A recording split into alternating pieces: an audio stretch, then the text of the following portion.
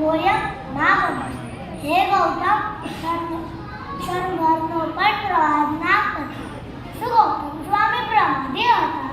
નહીં ને, તો પણ પ્રભુવીરને ઉપદેશ આપતા હતા.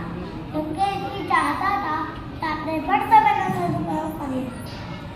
તમે બધા વોટ્સઅપ, યુટ્યુબ વગેરે જેવા સોશિયલ મીડિયા તમારી દુર્ગતિનું કારણ બનશે તે જાણવા છતાં કલાકોના કલાકો પાછળ વેડફી નાખો છો અને તમને જોઈને તમારા બાળકો પણ સોશિયલ મીડિયા માટે પાગલ થઈ ગયા છે.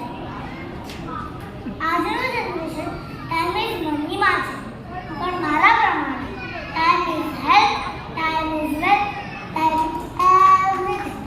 વીતી ગયેલો સમય પાછો આવતો નથી. આવતીકાલનો સમય કોઈએ જોયો નથી, માટે આજે જ સમયનો સદુપયોગ કરો. મારું કામ તમને સમય બતાવવાનું છે, એટલે સુધારવાનું કામ તમારું છે.